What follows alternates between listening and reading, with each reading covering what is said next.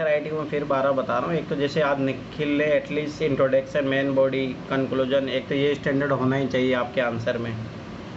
दूसरी बात, हमेशा चाहिए रखना कि नॉलेज जो कंटेंट है वो धीरे धीरे आप आराम से मेरे नोट्स का यूज़ करो, आप उसका हेल्प, उसमें ऑलरेडी बहुत ज़्यादा अच्छे पॉइंट लिखे हुए हैं। पर ऐसा नहीं है कि आप कॉपी पेस्ट कर रहे हो, थोड़ा दिमाग लगाओ कि मैं मैप बना सकता हूँ, फ्लो चार्ट बना सकते हो, उसको सेक्शन वाइज डिवाइड कर सकते हो, वो सब चीज़ें थोड़ा दिमाग लगा के करो। इतना करोगे तो बहुत कुछ सीख जाओगे। अब देखो, नक्सलवाद एक सामाजिक, आर्थिक और विकासात्मक मुद्दा है, ठीक है, जो एक हिंसक आंतरिक सुरक्षा के खतरे के रूप में प्रकट होता है, ठीक है।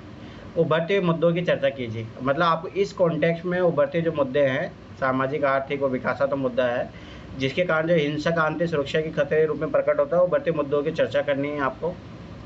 फिर बाद में खतरे से निपटने के लिए बहुस्तरीय रणनीति सुझाव दीजिए, ठीक है। बहुस्तरीय, मल्टी डायमेंशनल अप्रोच होनी चाहिए।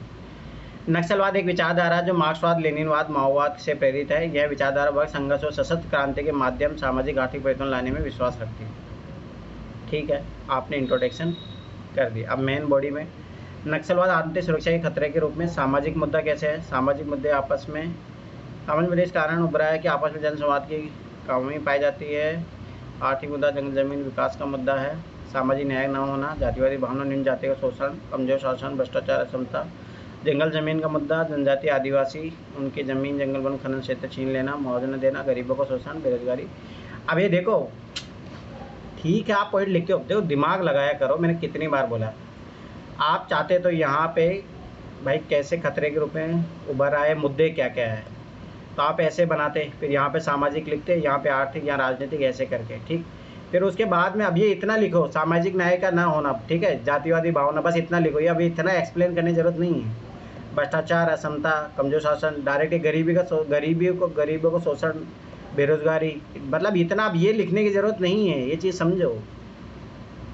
आर्थिक मुद्दा, समाज विकास का न होना नक्सलवाद को बढ़ावा देता है। मूलभूत सुविधाओं का अभाव, स्वास्थ्य, शिक्षा, कौशल, जागरूकता अभाव, बुनियादी सुविधाएं, संचार नेटवर्क, सड़क, बिजली आदि का। ये जब आप ये पॉइंट लिख देते हो ना, बुनियादी सुविधा, तो उसमें ऑलरेडी सब इंक्लूड हो जाता है।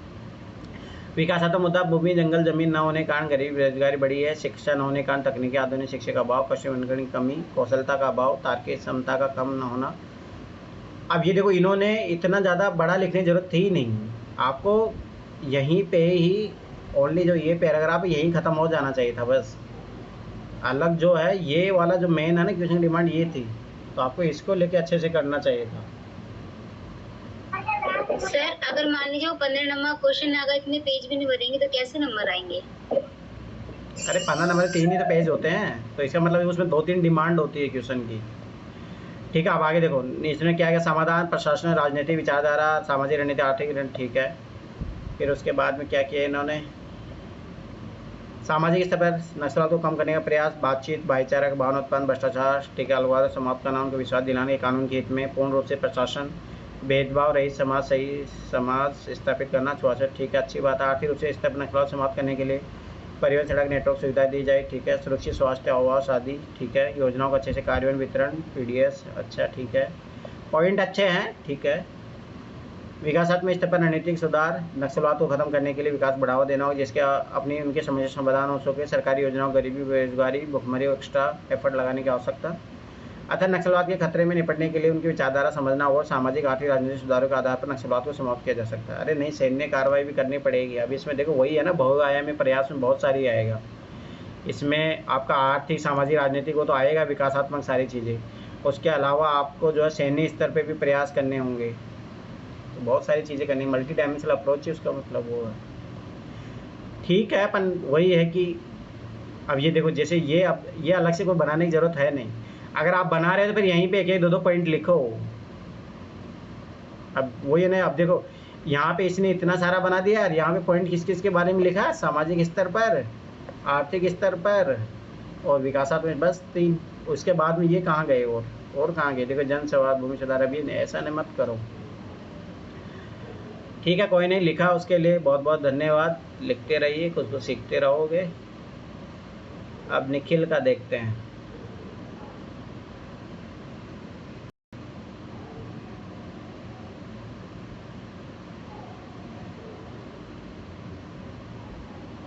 निकल का बस ये है कि कंटेंट भी कमी है और सब कुछ रिप्रेजेंटेशन सब कुछ बढ़िया है। और भारत के कुछ क्षेत्रों में वामपंथी उग्रवाद के बने रहने के पीछे प्रमुख कारकों विश्लेषण। देखो ये क्वेश्चन की डिमांड यहाँ पे है, ठीक है। इस खतरे से प्रभावी ढंग से निपटने के लिए आवश्यक रणनीतिक उपाय बताइए, दूसरी डिमांड यहाँ पे। अब देख रहे हो जो सना ने क्वेश्चन लिखा वो भी पीवाईक्यू का, ये भी पीवाईक्यू का, एक ही क्वेश्चन एक ही डिमांड, वही सब कुछ है। वामपंथी उग्रवाद जिसे आमतौर पर नक्सली आंदोलन के रूप में जाना जाता है, भारत के लिए एक महत्वपूर्ण आंतरिक सुरक्षा चुनौती बना हुआ है। मध्य और पूर्वी भारत के वंचित और आदिवासी क्षेत्र में आर्थिक रूप से यही अभी भी कायम है। बहुत अच्छा इंट्रोडक्शन है, एकदम सही है। राइटिंग आपकी बहुत अच्छी है निखिल। कौन से पेन से लिखते हो निखिल? तो ये तो जेल पेन से लिखा हूँ मैं सर। अच्छा है, इसी से लिखना मेंस में, बस स्पीड बना लेना सर। अच्छा। तो मेंस में उससे खराब नहीं हो जाएगा कॉपी? अरे कुछ नहीं होता है, मैं भी तो खुद लिखा था। ज़्यादा जेल वाला यूज मत कर लेना, पर नहीं होता खराब इतना टेस्ट। मैं भी लिखा तो हूँ, पर अच्छा पेन है ये, मतलब ठीक राइटिंग अच्छा दिख रहा है। एक बार मुझे फ़ोटो खींच के भेजना, क्योंकि मुझे भी एक पेन सेलेक्ट करना है। मैं रिफिल लिया था सर वहीं से। पेंटोनिक मैंने यूज किया था ना, वो सही नहीं है, उसका रिफिल बहुत ख़राब आ रहा है आजकल। मैं तो रिफिल लेकर आया था, वही पेंटोनिक का, वही है, वही रिफिल है। अच्छा, पेंटोनिक वाले जेल पेन से लिखा है क्या ये? हाँ हाँ वही है। 10 रुपये वाला? हाँ हाँ वही है सर। अरे ये तो फिर मेरा भी है, मैंने इसी से तो मेंस लिखा था। तो टेंशन मत लो, आराम से करो, कोई दिक्कत नहीं है। ठीक है सर। आगे देखो, वामपंथी। अब देखो पहली डिमांड ये थी कि वामपंथी उग्रवाद बने पीछे रहने प्रमुख कारकों विश्लेषण। बने पीछे कारक सामाजिक आर्थिक असमानता, ठीक है, स्थानीय गरीबी और स्वास्थ्य जैसी सुविधाओं में कमी, सामाजिक अन्याय भेदभाव प्राय नजरअंदाज कर दिया जाता है। यह असमानता उन आंदोलनों को जन्म देती, दलित आदिवासी शिकायतों को वामपंथी विचारधारा से जोड़ देती है। एकदम सही है, बहुत अच्छा लिखा है। फिर उसके बाद में आपने सीमा पर घुसपैठ और समर्थन जाल, भारत में सक्रिय वामपंथी उग्रवाद समूह कभी कभी पड़ोसी देशों के साथ खुली सीमाओं के पास पनाह मिलना, माओवादी नेता नेपाली गिरफ्तारी इस मुद्दे पर उजागर करती है। अब देखो निखिल, तुमने पॉइंट लिखे पर ये 2 पॉइंट एटलीस्ट मेरा माना देखो, प्रमुख कारकों का विश्लेषण कीजिए। तो आपने जैसे 2 पॉइंट, 1-2 पॉइंट और लिख लेना चाहिए था आपको। जैसे आप मान के चलो यहाँ पे आप सामाजिक आर्थिक, तो थोड़ा एक राजनीतिक वाला पॉइंट जोड़ सकते थे। हाँ सर, मुझे भी लग रहा है बहुत छोटा हो गया है। हाँ, वो थोड़ा 1-2 पॉइंट और जोड़ना चाहिए था तुम्हें। हाँ। फिर निपटने का आवश्यक रणनीति उपाय, दूसरे क्वेश्चन की जो डिमांड है आपने उसको एड्रेस, रणनीति उपाय। कौशल विकास उद्यमिता केंद्र, नक्सल प्रभावित क्षेत्र में कौशल विकास उद्यम। देखो अब ये रिपीट हो रहा है, ये गलत बात है। जब आप यही लिख रहे हो, नहीं सोचो इसमें और इसमें कुछ अंतर ही नहीं रहा ना, ये गलत है। फिर इसको रिपीट मत करो आप। ठीक है सर। व्यवसाय प्रशिक्षण, व्यवसाय स्थापना में सहायता, बाजार तक पहुंच प्रदान करना, सफल नक्सली विचारधारा कम करना। 1 मिनट रुकना, 1 मिनट। समझ में आया? तो निखिल ये देखो, ये गलती मत करो यहाँ पे, ठीक है। सुरक्षा रणनीति, थाना चौकी फौज बटालियन संरक्षण, ठीक है, राज्य पुलिस में बताया, ठीक है। नहीं, यहाँ पे भी आपके पॉइंट बिल्कुल भी नहीं भाई। आवश्यक रणनीति उपाय, इस खतरे से प्रभावी ढंग से निपटने के लिए भाई इसमें विकासात्मक आएगा, सामाजिक आर्थिक राजनीतिक हर तरह पे लेवल पे, वो सारे पॉइंट तुमने गायब भी कर दिए। उन्होंने 2 पॉइंट लिखे हो बस, उससे कैसे काम चलेगा? वामपंथी उग्रवाद से निपटने के लिए समाधान सिद्धांत, वामपंथी उग्रवाद के लगातार मेरे नोट्स यूज करो भाई, उसमें कितने अच्छे पॉइंट लिखे तो है ऑलरेडी, आपको कहीं जाने की जरूरत है नहीं, मेरे नोट्स यूज करो। वामपंथी उग्रवाद के लगातार खतरे पर ढंग से सामना करने और कमजोर क्षेत्रों में स्थायी शांति विकास को बढ़ावा देने की क्षमता रखता है, ठीक है। निष्कर्ष भी अच्छा है, पर मेन बॉडी में तुम्हें काम करने की जरूरत है, ठीक है। ठीक है सर। चलो अब आकाश सर का चेक कर लेते हैं।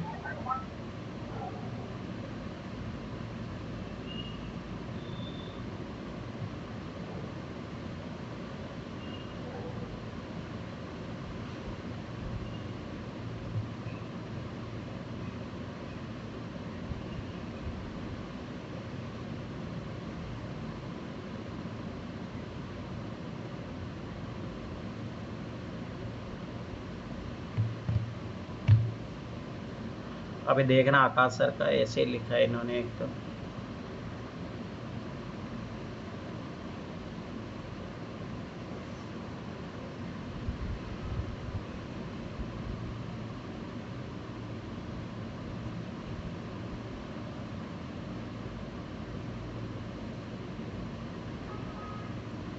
इन्होंने ऐसे लिखा, विदेशी भाषा का किसी स्वतंत्र राष्ट्र के राज का जो शिक्षा की भाषा होना सांस्कृतिक दायित्व है। देखो पहली बात तो इसमें यहाँ पे अंडरलाइन करना चाहिए, मतलब अच्छा रहता है अगर अंडरलाइन करोगे तो ज़्यादा बढ़िया रहता है। तो पहले तो ये है कि यहाँ पे एक अंडरलाइन ज़रूर करना चाहिए। दूसरी बात, थोड़ा गैप दे के लिखना चाहिए, ये ज़रूर करना चाहिए, ऐसे में याद रखना है सब लोग ये बात। एक तो अंडरलाइन करो, साथ में थोड़ा स्पेस दे के फिर सर हाँ बोलो। मैं और थोड़ा बड़ा बड़ा लिखूँ क्या? नहीं तुम्हारा सही है, छोटा राइटिंग सब कुछ बड़े जा रहा है, बड़ा लिखने की क्यों ज़रूरत है तुम्हें, कोई ज़रूरत नहीं है। ठीक है सर। वो फालतू में वो चीज़ मत करो, राइटिंग सब अच्छा जा रहा है तो क्या ज़रूरत है बड़ा लिखने की। वो तो जब बड़ा उन लिखने की ज़रूरत होती है, बच्चे क्लियर नहीं कर पा रहे राइटिंग समझने में तो दिक्कत ना होती, इसलिए एग्जामिनर को दिक्कत ना हो। ठीक है, तो पहले ऐसे की थीम को समझते हैं कि ऐसे की थीम क्या है। विदेशी भाषा का किसी स्वतंत्र राष्ट्र के राजकाज और शिक्षा की भाषा होना सांस्कृतिक दायित्व है। तो ये वही हो गया यस या नो। तो यस वाले में 75%, 25% आपको जाना पड़ेगा नो वाले में। काउंटर आर्गूमेंट करना जरूरी है, ऐसा नहीं जैसे भारत अपना के रखा है। ठीक है, बहुत सारे राष्ट्र जो है अपनी अपनी भाषा के आधार पर करते हैं, परंतु ऐसा भी नहीं है, फ़ायदे भी तो है। आज भारत यूनाइट है, इसी कारण से यूनाइट है क्योंकि अपने इंग्लिश भाषा को अपनाया, नहीं तो दक्षिण के जो राज्य हैं वो अलग हो जाते हैं। ठीक है, तो ये चीज़ याद रखना, मतलब 75% आपको सपोर्ट करना है, 25% आपको इसके मतलब काउंटर में करना है। ठीक है, हाल ही में मैंने एक चर्चित फिल्म, ठीक है, देखो ऐसे शुरुआत करने के बहुत सारे तरीके होते हैं। कोर्स वाला तरीका होता है, एक स्टोरी का तरीका होता है। ठीक है, आप किसी उसको एक्सप्लेन भी कर सकते हो। ठीक है, या फिर आप कुछ करंट के इवेंट उठा के भी शुरुआत कर सकते हो। किसी भी बहुत सारे तरीके होते हैं, वो आप पे डिपेंड करता है कि आप कैसे शुरू करना चाहते हो। तो इन्होंने अपना पर्सनल उदाहरण देके शुरू किया है। हाल ही में मैंने एक चर्चित फिल्म देखी, फिल्म हिंदी मीडियम देखी। फिल्म में यह स्पष्ट रूप से दर्शाया गया है कि किसी प्रकार भारतीय समाज में अंग्रेजी भाषा को उच्च वर्ग की भाषा के रूप में स्वीकार किया जाता है।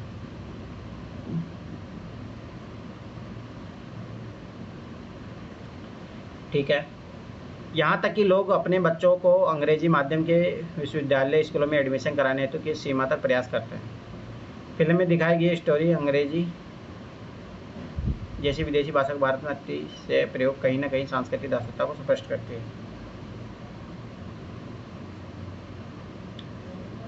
ठीक है, परंतु थोड़ा बहुत चीज़ों से मेरा मानना है कि आपको जो इसके कॉन्टेक्स्ट में, ठीक है, शिक्षा के कॉन्टेक्स्ट में आपने एग्जांपल दे दिया, ठीक है, कोई दिक्कत नहीं है।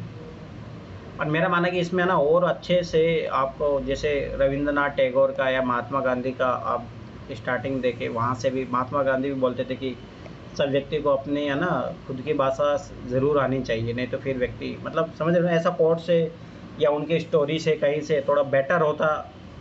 ठीक है, मतलब ऐसा भी नहीं है, करंट के एग्जांपल दिए, ठीक है, कोई दिक्कत नहीं।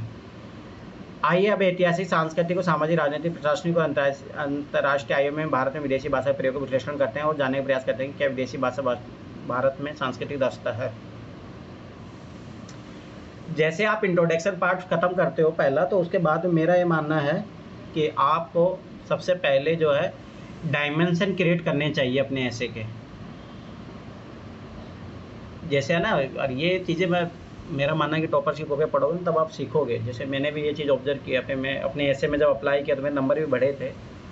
मतलब ये करना चाहिए कि आप ऐसे को कैसे लेके जाओगे, तो वो जब सेकंड इंट्रोडक्शन के जस्ट बाद में आपका पूरा डायमेंशन यहाँ पे हो जाना चाहिए कि मैं इस ऐसे में ये पॉइंट उठाऊंगा, ये आर्गूमेंट है। तो यहाँ पे मेरा मानना है कि थोड़ा और ये ठीक है, आपने इस तरीके से बता दिया, ये ज़्यादा अच्छा होता है कि आप आगे सब्जेक्ट वाइज बताते जाते, यहाँ पे आप डायमेंशन खड़ा करते कि आखिर में सांस्कृतिक दायित्व, जैसे भाई सबसे पहले हम देखेंगे सांस्कृतिक दायित्व क्या होती है, कैसे इसमें अगर किसी विदेशी भाषा किस रूप में इसमें भूमिका निभाती है, क्या इसके नकारात्मक है, सकारात्मक है, क्या है, इस तरीके से मतलब एक आपको फॉर्मेट तैयार होना चाहिए, तो अच्छा रहता है वो। मतलब साथ ही ये भी जानने का प्रयास करते हैं कि भारत में स्थानीय भाषाओं को बढ़ावा देने के लिए कौन कौन से कदम उठाए जा रहे हैं। मेरे अनुसार आकाश सर जो लिख रहे हैं ये एक जीएससी क्वेश्चन की तरह थोड़ा जा रहे हैं। भाषा शैली में अभी वो पकड़ नहीं है, लिंकेज नहीं है, दो पैराग्राफ के बीच में थोड़ा है, कमियां है, कोई नहीं, धीरे धीरे सुधर जाएगी। इत्यादि दृष्टि से भारत में प्राचीन मध्य और आधुनिक काल में अनेक दार्शनिक, व्यापारियों और सामान्य लोगों का आगमन हुआ। इन व्यक्तियों के आगमन से भारत में विदेशी भाषा प्रसार बढ़ा, जैसे फारसी, अफगानी, स्पेनिश, अंग्रेजी इत्यादि। हालांकि इनसे अधिकांश भाषाओं को सांस्कृतिक दास्ता के रूप में नहीं देखा जाता, क्योंकि इनका प्रभाव भारत के समाज, शासन और शिक्षण संस्थाओं पर सीमित रूप में पड़ा। ठीक है, परंतु ब्रिटिश सरकार ने जिस प्रकार अंग्रेजी भाषा को भारतीय समाज, संस्कृति और शिक्षण संस्थानों पर थोपने का प्रयास किया, इस भाषा को सांस्कृतिक दास्ता के रूप में देखा जाने लगा, क्योंकि अंग्रेजी के द्वारा यह तार्किक रूप से सिद्ध करने का प्रयास किया गया कि अंग्रेजी श्रेष्ठ लोगों की भाषा, इसके वैचारिक प्रभाव आज भी लोगों की मानसिकता पर देखा जा सकता है। तो इसलिए बता रहा हूँ, यहाँ पे आप सबसे पहले तो ये क्लियर करना चाहिए था कि सांस्कृतिक दार्शनिकता आखिर में होती क्या है, तब आप फिर अपने जो पॉइंट ऑफ रखते, आर्गूमेंट रखते, तो उससे ज़्यादा और ज़्यादा क्लियर होता। वर्तमान भारतीय समाज में अधिकांश शिक्षण संस्थाओं में प्रोफेशनल कोर्स करने के लिए अंग्रेजी भाषा का ज्ञान आवश्यक है। उदाहरण के लिए यदि अब देखो यहाँ से आपका कॉन्टेक्स्ट, आप यहाँ पे एकदम आप मॉडर्न काल में चल रहे थे, एंशिएंट मॉडल, अचानक से आप चलो ठीक है, पर मेरा थोड़ा ये मानना कि यहाँ पे आज़ादी वाला पीरियड आना चाहिए था। क्यों अपनाया भारत ने, क्या है, थोड़ा कॉन्टेक्स्ट एकदम, ये बात वही होगी ना, अपन डायरेक्ट इधर भी नहीं आए, 1800 मतलब 1900 तक आए, फिर डायरेक्ट अपन 21वीं सदी में 2025 में आ गए। थोड़ा कॉन्टेक्स्ट बताओ, क्यों अपनाना पड़ा भारत को। डॉक्टर या वकील बनने के इच्छुक है, उसे इन विधियों की शिक्षा अंग्रेजी माध्यम में प्राप्त होती है।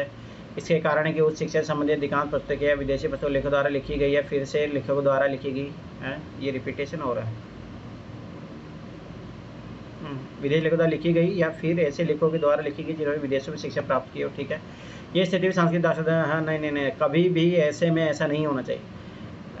यहाँ जैसे देख, अब ये देखो इनकी गड़बड़ी क्या है कि एक ही पैराग्राफ में देखो 4, 5, 2, 3 लाइनें का, ऐसा नहीं होता है भाई।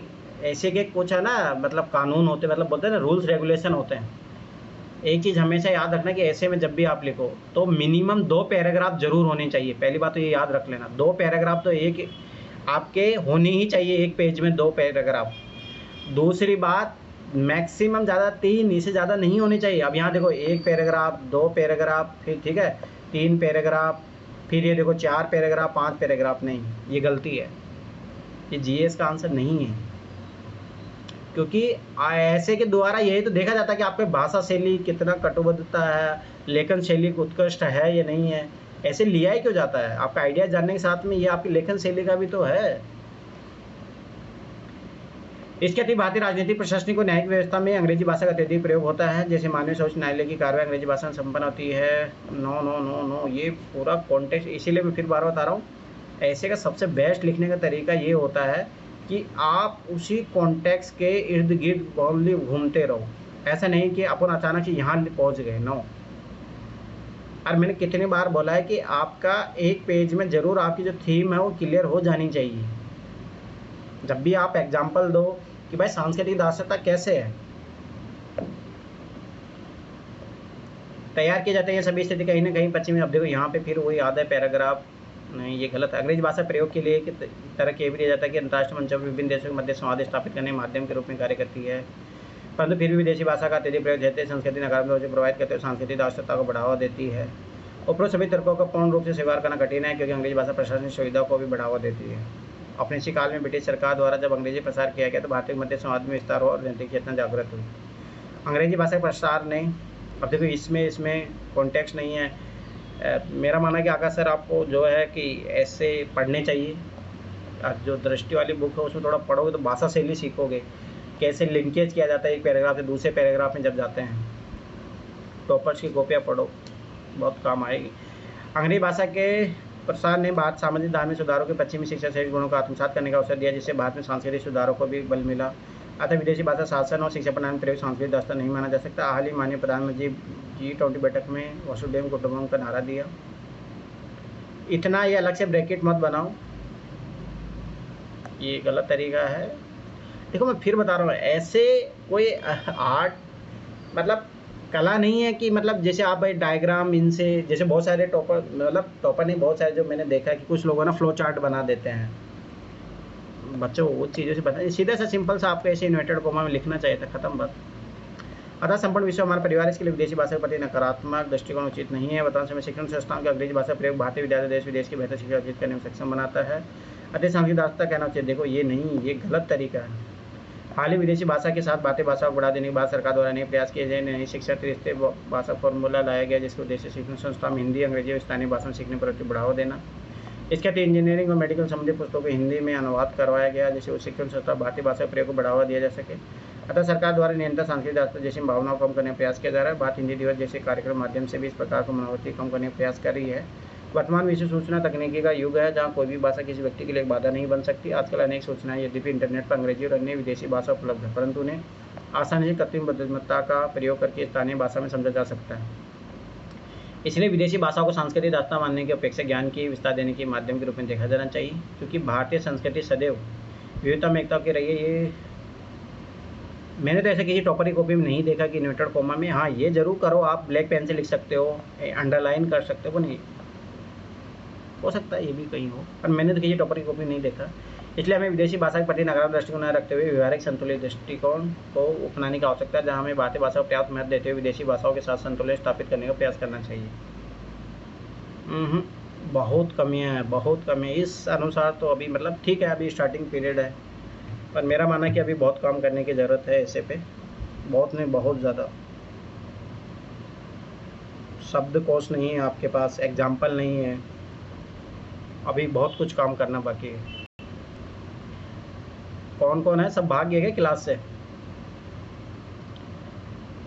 इसीलिए मैं बोल रहा हूँ तुम लोगों का भी यही हाल होगा, पढ़ लो, नहीं तो फिर पीटी निकल भी जाएगा ना, कुछ ही नहीं होगा। नहीं पढ़ोगे तो यही हाल होगा तुम लोगों को, और क्या है फिर। क्योंकि सर ने मेंस लिखा था 2019 में, अब लिखने में मौका मिल रहा है भाई। मेंस लिखने में पहली बात मौका मिलता ही नहीं है। तुम लोग है ना, क्या है तुम लोगों को बोलूँ मैं, लातों की बहुत बातों से नहीं सुधरते हो। चलो ठीक है, इनके ऐसे के देखते हैं, ऐसे ही क्वेश्चन लिखे हैं इन्होंने, पर यहाँ पे क्वेश्चन मेरे पास भेजे गए हैं, वो देखता हूँ। धर्मेंद्र जाखड़ ज्वाइन किया सर ने।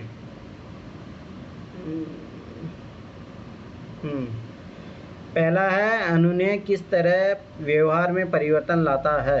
Explain how persuasion brings about A change in behaviour and the factors influencing अनुनय प्रभावित करने वाले कारक। तो मतलब 2 क्वेश्चन की डिमांड थी।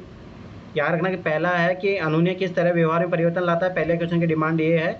दूसरा, प्रभावित करने वाले कारकों को बताइए। ठीक है, 2 क्वेश्चन डिमांड है।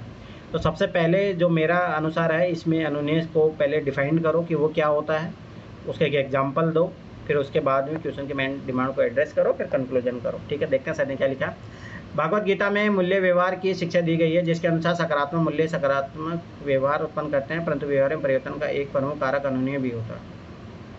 उदाहरण COP 28 में भारत द्वारा तार्किक रूप से ग्लोबल साउथ के लिए क्लाइमेट जस्टिस की मांग अनुनय को दर्शाती है।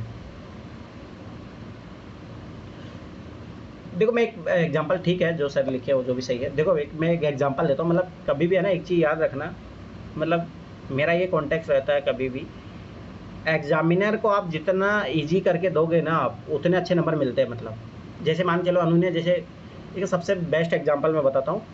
जैसे आप कभी टूथब्रश का एग्जांपल देखते हो ना, तो उसमें सोचना देखना, वो जब भी एग्जाम कोई मतलब ऐड करने आएगा तो वो डॉक्टर की उसमें आता है। वो क्यों आता है ऐसा? ताकि भाई एक प्रमाणित स्रोत बोल रहा है, तो उससे क्या ना लोग जल्दी जो है व्यवहार में परिवर्तन लाते हैं। मतलब समझ रहे हो ना ये चीज़?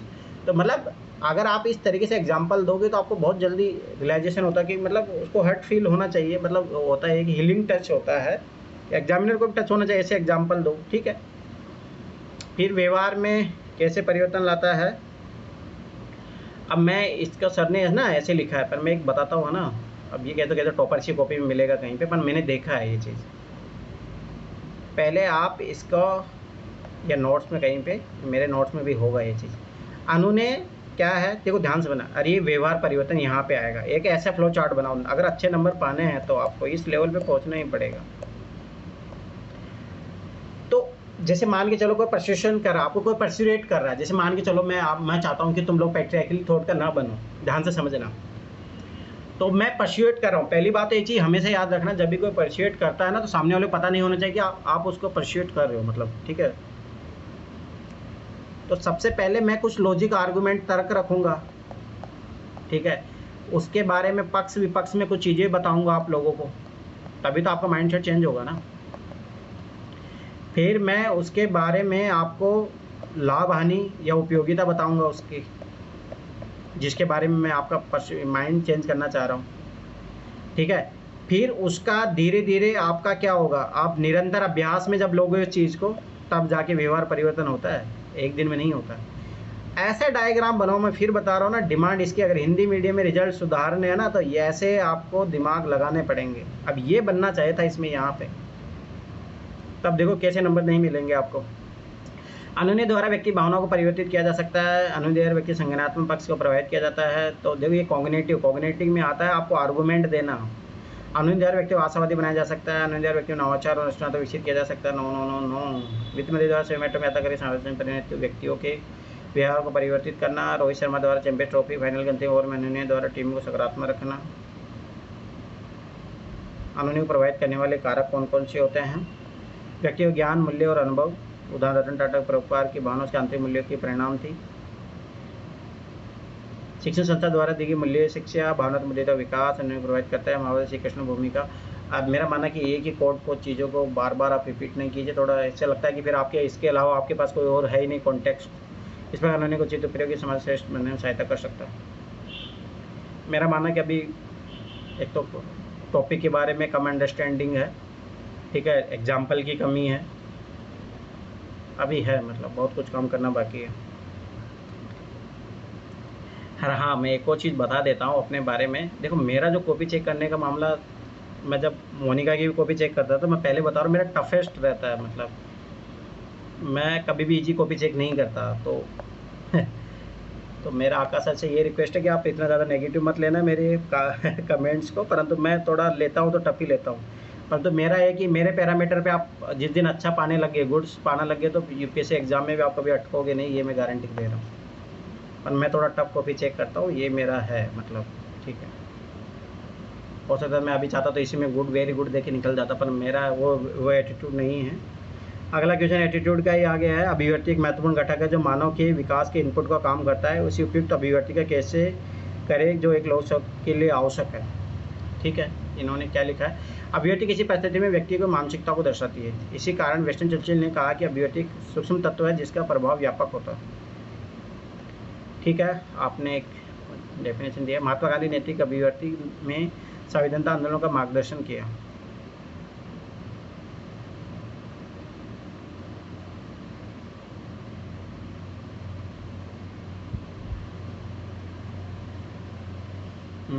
ठीक है, मानव विकास में सहायता, क्या मानव विकास इसकी है? नो।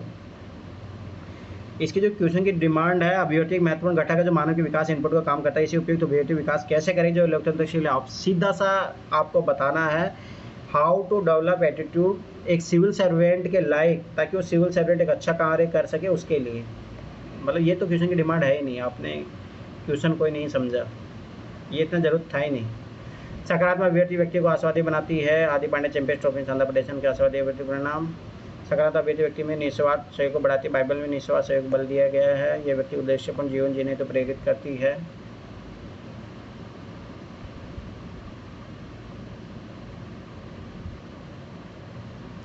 मेरा मानना कि ज़्यादा अच्छा है कि आप ब्यूरोक्रेट के एग्जाम्पल दो। जैसे वो कौन था उस दिन में, तो मैंने बोला था ना, आर्मस्ट्रॉन्ग, कौन था वो? अरे बताओ, आर्मस्ट्रॉन्ग पेंगोंग जिसने सड़क बनाई थी, तो उसका एटीट्यूड क्या था? सोचो, सोशल सर्विस का एटीट्यूड था ना उसका, सोशल सर्विस का एटीट्यूड था, उसको ये काम करना था, तो उसने क्या किया? क्राउड फंडिंग किया। तो ये होता है एटीट्यूड। उसका एटीट्यूड पॉजिटिव एटीट्यूड था कि मुझे ये कार्य करना है। ठीक है, दूसरी बात, उसका एटीट्यूड ये निराशा नहीं थी उसमें कि पैसे कहाँ से आएंगे, क्या है, मतलब समझ रहे हो? तो ब्यूरोक्रेटिक एग्जाम्पल दोगे तो ज़्यादा बढ़िया रहेंगे। ठीक है, दूसरा इसमें अशोक खेमका का एग्जाम्पल दे सकते हो। उसका एटीट्यूड देखो ना, इतनी बार 57 बार ट्रांसफ़र हुआ, कितनी बार धमकियाँ भी मिली उनको, पर एटीट्यूड उनका पॉजिटिव एटीट्यूड था। सिविल सेवा के प्रति सत्यनिष्ठता का जो है सबसे बेस्ट एग्जाम्पल है। तो ये एटीट्यूड ही तो है ना, कोई व्यक्ति बिना एटीट्यूड के कोई कार्य नहीं कर सकता भाई। लोक सेवा की तो अभिव्यक्ति सहकारिता, कोलिब्रेशन, लोक सेवक में सहकर्मियों के साथ मिलकर कार्य करने की भावना होनी चाहिए। मिशन करीब में होगी। नवाचारी लोक सेवा को जटिल नीतियों के ग्रहण के नवाचारी होना चाहिए। लोक सेवा में लोकतांत्रिक मूल्य के प्रति निष्ठा होनी चाहिए। लोक सेवा द्वारा पारदर्शिता के माध्यम से जनता के साथ विश्वास बहाली प्रयास करना, मानवीय से जनभागीदारी।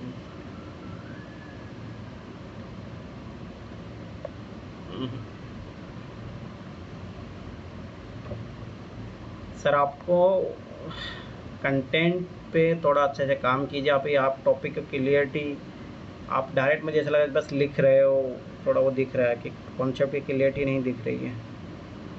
तीसरा क्वेश्चन है अभिव्यक्ति और मूल्य एक दूसरे से कैसे संबंधित है, ठीक है। साथ ही राजनीतिक अभिव्यक्ति को प्रभावित करने वाले कारकों का विश्लेषण कीजिए, ये है क्वेश्चन। तो 2 क्वेश्चन की डिमांड है, देखते हैं। मिल्टन ओकिस के अनुसार राज्य मूल्य से स्थायी विश्वास या आचार संहिता होता है जिन्हें समाज द्वारा पसंद किया जाता है, ठीक है। जबकि अभिव्यक्ति व्यक्ति की सकारात्मक नकारात्मक तटस्थ मानसिकता को अभिव्यक्त करता है, ठीक है। उदाहरण पर्यावरण के प्रति सम्मान एक नैतिक मूल्य है, जबकि पर्यावरण का संरक्षण व्यक्ति की सकारात्मक अभिव्यक्ति, ठीक है। यहाँ पर चलो अपने इंट्रोडक्शन अच्छे से क्लियर कर दिया। फिर कैसे संबंधित है, मेरा मानना कि अगर इस टाइप का कोई डायग्राम बन सके कि मूल्य या अभिव्यक्ति में ये संबंध होता है, या मूल्य या अभिव्यक्ति में ये संबंध होता है, या मूल्य अभिव्यक्ति इतना होता है, मूल्य होता है, तो अगर इस टाइप का कोई डायग्राम पॉसिबिलिटी बनता है वो बनाओ, ठीक है। सामान्यतः सकारात्मक मूल्य सकारात्मक अभिव्यक्ति को जन्म देते हैं, किला सत्याग्रह द्वारा बाल अधिकार प्रयास, ठीक है, अच्छा एग्जाम्पल है। मूल्य अभिव्यक्ति व्यक्ति के व्यवहार को परिवर्तित करते हैं, स्वच्छ भारत मिशन जनता का सहयोग उनकी सकारात्मक अभिव्यक्ति का परिणाम है, ठीक है। राजनीतिक अभिव्यक्ति पर प्रभाव प्रभावित करने वाले कारक अनुभव, व्यक्ति के जन्म अनुभव उसकी राजनीतिक अभिव्यक्ति को प्रभावित करते हैं। जवाहरलाल नेहरू उदारवादी नेताओं के साथ रहने का अनुभव। पॉलिटिकल एटीट्यूड कैसे बनेगा, जैसे अभी आप सोचिए कि मेरा पॉलिटिकल एटीट्यूड जैसे बीजेपी हो, कांग्रेस हो, मेरा नेगेटिव है। कारण क्या है कि मेरे पास जो सोर्स ऑफ इंफॉर्मेशन है, मैं फिर बार बताना बहुत इंपॉर्टेंट है। एक CAB मॉडल होता है, तो मेरे पास सोर्स क्या है, ठीक है। मेरे पास एटीट्यूड चेंज करने के लिए सोर्स क्या है, मैं एटीट्यूड चेंज करना चाहता हूँ नहीं चाहता हूँ, ये भी बहुत सारी चीज़ें होती है ना। तो पहली बात राजनीतिक, अब मेरे को पॉलिटिकल एटीट्यूड, जो छोटा बच्चा है उसको क्या ही पता है क्या बीजेपी क्या कांग्रेस है, पर उसको क्या सिखाया जा रहा है, ठीक है। और उस देश में कैसा माहौल है, पॉलिटिकल एटीट्यूड तो ऐसे डेवलप होता है ना। किसी का मान के चलो कि डेमोक्रेटिक वैल्यूज़ के प्रति अच्छा रहता है, पर किसी का तानाशाही की तरफ चले जाता है, क्यों चले जाता है वो, तो मतलब वो सारी चीज़ें आएगी इसमें। महान राष्ट्रीय नेताओं की शिक्षा, राजनीतिक संघर्ष शिक्षा, उनके विभाग, राजनीतिक सामाजिक सांस्कृतिक मूल्य, ठीक है। मुझे ऐसा लग रहा है कि सर कंटेंट पढ़िए थोड़ा, मेरे है ना सीधे सीधे नोट्स बने हुए हैं इन सब चीज़ों पे। देखते हैं पहले इंटरनल सिक्योरिटी, बाद में शुरू करते हैं अपन। चलो आगे देखो, मूल्य और नैतिकता के बीच संबंधों को परिभाषित कीजिए, ठीक है।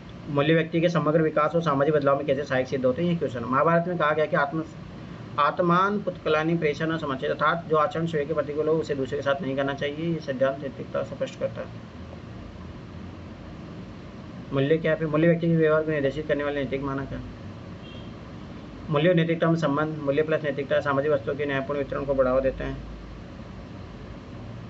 मैं फिर बार बता रहा हूँ, ये वाला डायग्राम, मूल्य ये होता है, मूल्य नैतिकता क्या होता है, थोड़ा ये चीज़ें।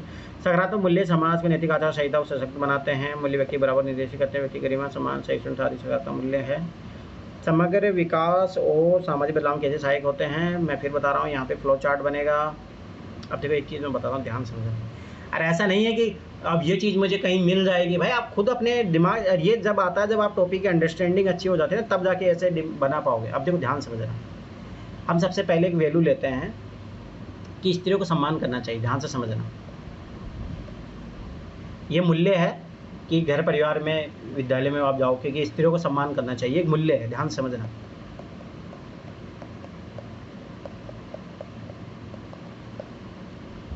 स्त्रियों को सम्मान करना एक मूल्य हो गया, ठीक है। अब जब मैं इस मूल्य का सम्मान करूंगा तो क्या क्या चीज़ें घटित होगी, ध्यान से समझना। मैं महिलाओं को स्वतंत्रता दूंगा, महिलाओं के सशक्तिकरण में मैं सहयोग करूंगा, जो पितृसत्तात्मक समाज की मानसिकता है उसका मैं विरोध करूंगा,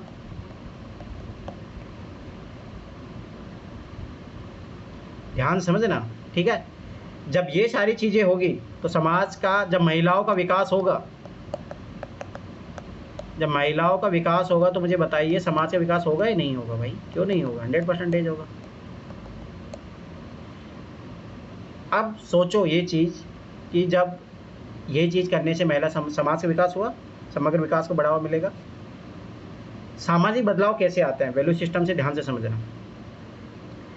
जैसे मेरा पैट्रियार्की के प्रति नकारात्मक विचारधारा है तो मैं पैट्रियार्की मूल्यों के खिलाफ जाऊंगा मैं, ठीक है। तो अब इसका एक एग्जांपल लेते हैं अपन, जैसे यहाँ पे कोई भी एग्जांपल ले लो, ठीक है। सामाजिक बदलाव कैसे आते हैं, जैसे यहाँ पे कैलाश सत्यार्थी का ले लो या मलाला यूसुफजई का ले लो, किसी का भी ले सकते हो एग्जांपल। अब ये आपको सोच के रखने पड़ेंगे। जैसे मलाला यूसुफजई का, तो भाई शिक्षा लेना अच्छी बात है, शिक्षा ग्रहण करना एक अच्छा मूल्य है, ध्यान समझना। जब उसने इस चीज़ को उसने मूल्य के रूप में स्वीकार किया, जब उसको चुनौती मिली, इस मूल्यों की चुनौती मिली कि तुम्हें अगर एजुकेशन लेने जाओगे तो तुम्हें आतंकवादी मार देंगे, ठीक है, उसने उसका सामना किया, डट के सामना किया। और आज वो देखो कितने लोगों के लिए शिक्षा को प्रेरित कर रही है, महिलाओं के लिए खास तौर से। तो बताइए सामाजिक मूवमेंट हुआ नहीं हुआ, सामाजिक आंदोलन बना ना एक, ठीक। कोई और भी एग्जांपल ले सकते हो, मतलब समझ रहे हो ना, मतलब कहने मतलब आपको मैं फिर बार बार बता रहा हूँ, देखो हिंदी मीडियम में रिजल्ट नहीं आने का कारण यही है, अपन इस लेवल पे सोच ही नहीं पाते हैं कि अपने को आंसर रिप्रेजेंट इस तरीके से करना चाहिए। बाइबल में दिया गया निस्वार्थ सहयोग मूल्य इस न्यायपूर्ण समाज की स्थापना में सहायता करता है। सूफी परंपरा की एकता पर बल देती है, जिससे समाज में भाईचारा बढ़ता है। सकारात्मक मूल्य व्यक्ति में भावनात्मक बुद्धिमत्ता का विकास करता है। पहलगामाती हमले में समाज से सकारात्मक रवैये को सामाजिक मूल्य के व्यक्ति थी अतः सकारात्मक मूल्य का विकास सामाजिक नहीं। यार ये निष्कर्ष से आपकी मैच्योरिटी दिखती है कि आप कितने मैच्योर आंसर लिख रहे हो। मेरे अनुसार तो देखो बहुत कमी है, और मुझे जहाँ लग रहा है कि आकाश सर रिवीजन की कमी है, ना कि और कोई है नहीं। पहले रिवीजन कीजिए, ज़्यादा अच्छा रहेगा। अगला क्वेश्चन है, व्यावसायिक सक्षमता होने के साथ प्रोफेशनल कॉम्पिटेंस के साथ नैतिक होना भी आवश्यक है, विश्लेषण कीजिए। बहुत अच्छा क्वेश्चन है ये। इसका मैं तुम्हें एक एग्जांपल देता हूँ, ध्यान से समझना। जो साइबर फ्रॉड करते हैं, ध्यान से समझना, वो टेक्निकली रूप से बहुत मजबूत होते हैं, चाहे तो उसे देश का कितना भला कर सकते हैं, परंतु सोचो कि वो नैतिक नहीं होते, इसलिए साइबर फ्रॉड करते हैं, ठीक है। सबसे बेस्ट एग्जांपल है, पॉजिटिव नेगेटिव आप दोनों तरीके से ले सकते हो। ज्ञान के बिना नैतिकता कमजोर और व्यर्थ है, जबकि नैतिकता के बिना ज्ञान खतरनाक और भयंकर है। ये है ना किसी का कोट है, तो ज़्यादा अच्छा है कि किसी कोट के रेफरेंस भाई इस व्यक्ति ने ऐसा बोला है, ये है किसी का कोट, और ये शायद आपके ऐसे में भी आया था। यह तथ्य व्यवसायिक क्षमता और नैतिकता की भूमिका स्पष्ट करता है। ओसामा में व्यवहारिक सदस्यता थी, परंतु नैतिकता की कमी के कारण उसने ज्ञान का दुरुपयोग किया। एकदम बढ़िया एग्जाम्पल है ये। जस्ट काउंटर एग्जाम्पल भी दो। गांधी देखो एथिकल भी थे, साथ में सत्य अहिंसा जो मूल्य थे, वैल्यू सिस्टम थे, उसके प्रति वो भी थे। या मान के चलो कि जब वो अफ्रीका में जाते हैं तो अच्छा वकील भी करते हैं, नैतिक भी थे, तो कितना अच्छा काम किया। तो दोनों एग्जाम्पल देना है जरूर, क्योंकि विश्लेषण कीजिए, बोला आपको सीधा, दोनों को एग्जाम्पल देने पड़ेंगे। व्यवसाय संस्कृति का नैतिक का अभाव अनेक समस्या जन्म देता है। दिल्ली कोचिंग संस्था द्वारा बेसमेंट लाइब्रेरी चलने की छात्रों से मूल्य नैतिकता के अभाव को स्पष्ट कर दिया।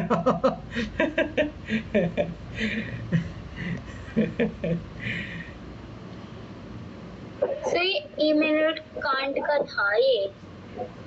हाँ मतलब जो भी है, मैं मेरा माना कि वो जिसका भी हो उसके लिखना चाहिए तो ज़्यादा बेहतर रहेगा, ठीक है। कांट का है, हो सकता है, ये बात सही है। अब ये एग्जाम्पल लिखने से, चलो मेरा माना थोड़ा अच्छा एग्जाम्पल लिखिए। वैसे संस्था के साथ नैतिकता का अनुपालन बेहतर कॉर्पोरेट शासन को बढ़ावा देता है, सही बात है। दोनों को सामाजिक संगठन कंपनी कार्य संस्कृति को बेहतर बनाता है। यहाँ पे आप टाटा का कंपनी का एग्जाम्पल लिख सकते थे। यह व्यक्तिगत निस्वार्थ सहयोग को प्रेरित करता है। रिलायंस द्वारा समर्थित वंतारा, इस पर डाउट है अभी। ये कंपनी की दक्षता में सुधार लाता है, इसलिए सामाजिक नैतिकता विकास संस्था नैतिक मूल्य होना अति आवश्यक है।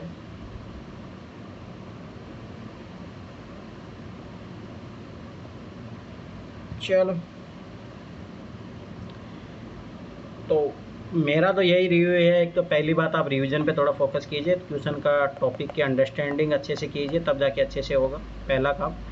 दूसरा काम, अपने एग्जाम्पल पे अच्छे से काम कीजिए, मतलब एकदम स्पेसिफिक अगर आप एग्जाम्पल दोगे, सटीक दोगे, जितना अच्छा रहेगा।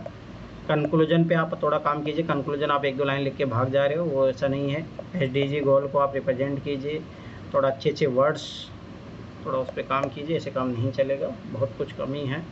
और ऐसे में भी मेरे अनुसार अभी आपको कुछ मॉडल ऐसे पढ़ने चाहिए, दृष्टि बुक से पढ़ लो, ज़्यादा अच्छा रहेगा, ताकि आप शब्दों का पैराग्राफ ये सब सारी चीज़ें लिखना, अभी बहुत कुछ कमियां हैं। चलो ठीक है, आप शुरू करते हैं अपन इंटरनेट सिक्योरिटी।